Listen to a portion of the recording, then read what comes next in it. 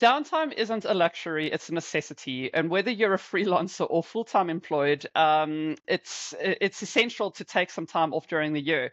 It's sometimes easier when you're employed because you've got your 15 allotted days, you put your leave notice in, and you can disappear into the sunset with no worries because someone else is picking up the slack while you're away. Slightly different for freelancers, but it's essential to take this unstructured time off because it is really the key to boosting creativity, preventing burnout, and staying at the top of your game, which are all three essential things. They're essential ingredients in being a really good freelancer. So, yeah, I am very upset with ChatGPT because it spat this particular talking point out for us, and I did not go through the notes correctly.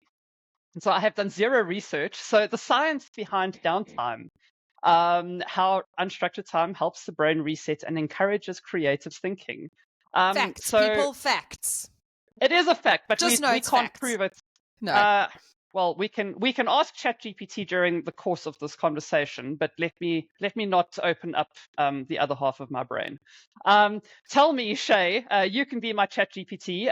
How does taking time off actually help you kind of recover from overload and get creative ideas again? Because let's be honest, when we're working and you're back to back, you're sitting in meetings all the time, you're driven by deadline. Freelancing is generally very deadline driven.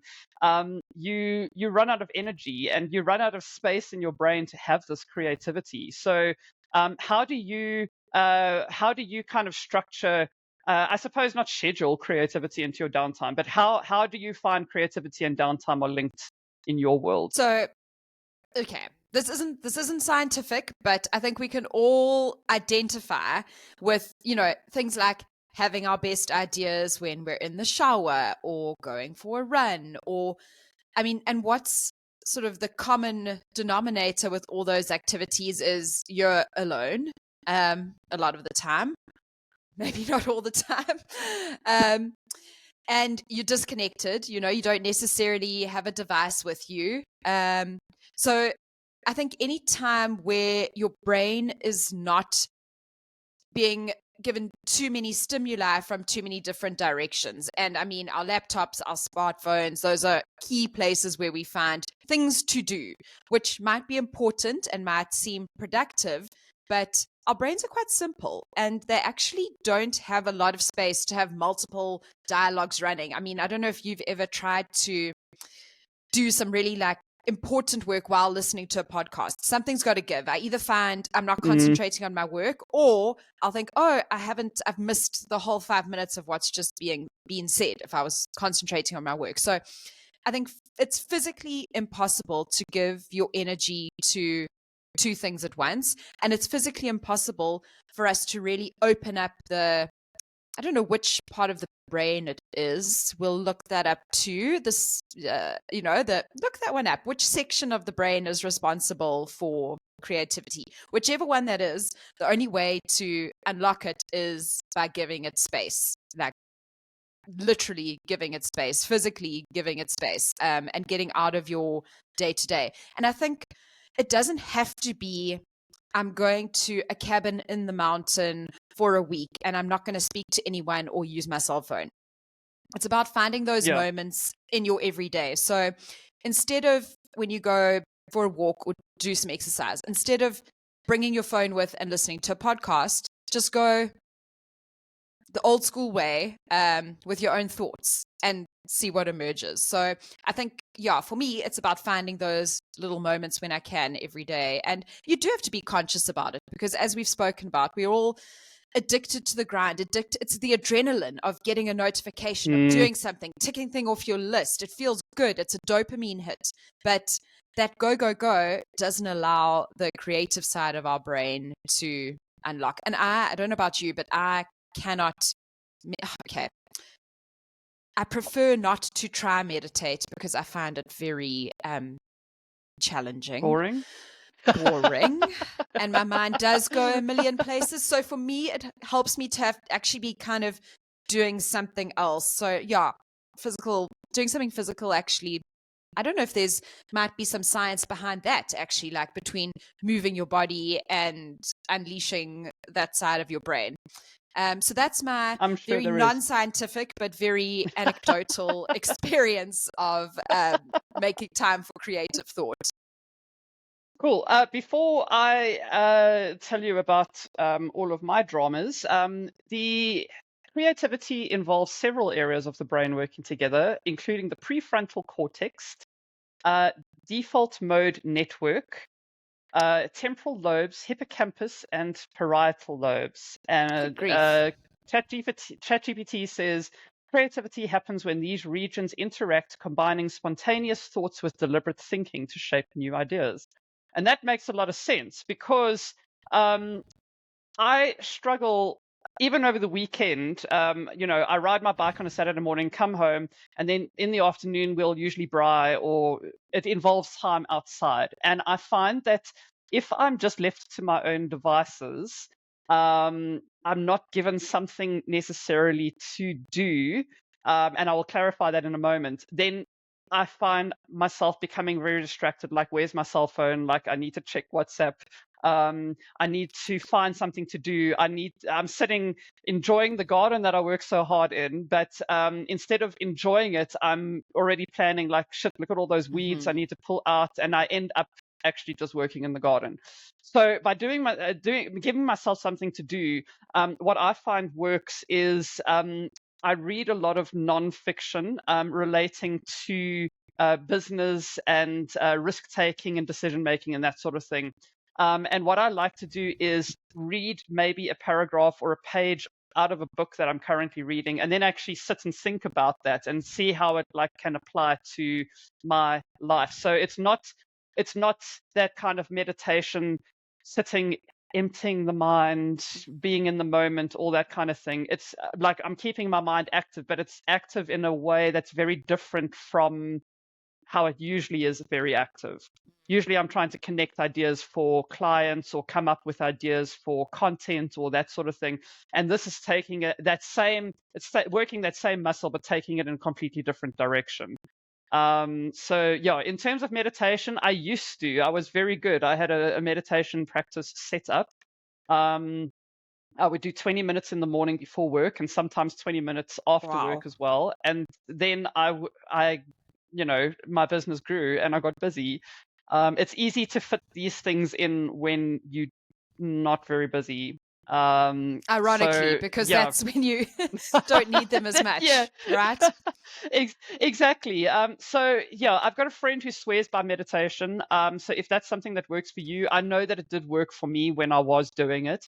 It sounds like a really weak excuse that I just don't have time for it now, but It does. it's kind of it's kind of like like you, I prefer to be physically doing something. I struggle to sit still, and so yeah, I find working out very meditative. I find riding my bike quite meditative. I find working in the garden. And I think that maybe the difference is between meditation and mindfulness. You're mindful of the thing that you're doing. So, when you're riding your bike at 40 kilometers an hour down the side of a mountain, you have to be very focused and mindful in that moment. And you're getting, again, not scientific. This is just me talking crap. I think that you're getting the same type of kind of focus as you are in meditation because you're focusing on one thing. So, I don't know. science, I did once read somewhere that running is the same as meditation. So then I was so thrilled because then the pressure was completely off me to try this meditation nonsense. And I was like, awesome, it's the same thing. Here's something I enjoy doing. So yeah, I've read that and that's my story and I'm sticking to it. So yes, science I read somewhere. Okay, well, good. Proves it. Well, it's something that I made up, and I'm taking it as fact because it works for me. Yeah. So there must be something scientific behind it that's Yeah. happening in my brain. Another thing tune in tomorrow for more science discussions. Another thing that I know works for people, which I struggle with, is journaling. I mean, again, ironically, you'd think being a writer that journaling might be something that would come easily, which it could, except that's my job. So I don't really want to necessarily be spending that kind of time writing when I do that all day. I don't know about you.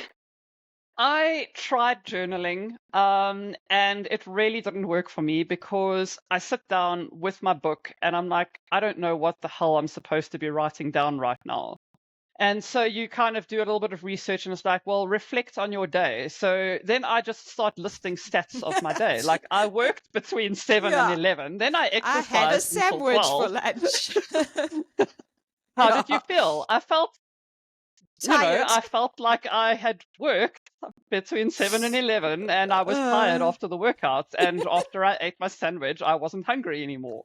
I don't know what the fuck to write in these things. So, journaling, not for me. But for me, I am pretty active. And so activity, mm, I can get lost in an activity. And I think that's the point, is trying to find that zone of, giving your time space to reflect, think about things other than work, and be bored. Because let's chat about boredom quickly. I have, like you said, it's that cliche of like you get all your best ideas in the shower. But I find, and I think that we are really overstimulated. So when I'm away from my computer and I'm doing something physical, like digging a giant hole in the garden, I tend. I mean, that's a very boring activity. You're digging a hole, but it allows your brain to kind of unwind, I suppose. And I don't think that we're giving enough time to dedicated to boredom. I don't think we're dedicating enough time to boredom, because boredom can be avoided at all costs now with all the technology mhm. that we have. I don't know if you feel the same. When was the last time that you were actually bored? I won't let myself. And I think we have been conditioned for that instant gratification of as soon as there's a moment of feeling, I don't know you think of something to do, or you pick up your Yeah. phone, or whatever it may Mm, be. So I'm similar to you in that I need to be doing something productive, but boring, repetitive, so that I can unwind. But I still need to be doing something. And it needs to mm, feel productive because I'm a bit, unfortunately, obsessed with being productive. So, if I'm not being productive, I'm thinking, what could I do right now that's more productive than what I'm doing at the mm. moment? And that it's a trap. So Yeah, it if I'm is. doing something productive, like I also, we'll get into the garden and just start pulling out weeds, which no one notices. I'm not a gardener. My garden is absolutely full of weeds. So I could spend literally hours and hours doing it. But just half an hour, it's a very productive activity. But yeah, it's pretty boring. But I think there's also something to be said for being in the fresh air, having your hands in the soil, that kind of like woo woo stuff that is also Mm, probably science.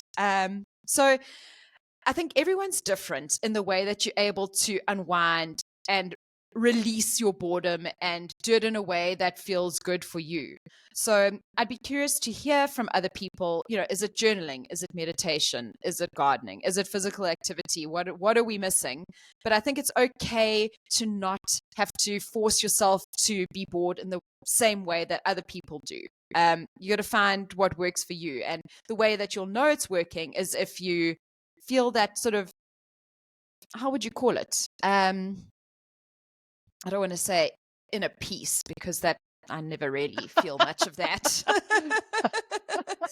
well, It's more like a chill, just a gentle chill and fulfillment and satisfaction yeah, that you feel. And if you're getting good ideas while you're doing it, yeah, yeah. Um, Before we end, I do just want to I chucked into ChatGPT, is there scientific backing to woo-woo stuff? And they said yes, meditation and mindfulness, placebo effects. Research shows that when people believe a treatment will help, they can actually experience real uh, improvements.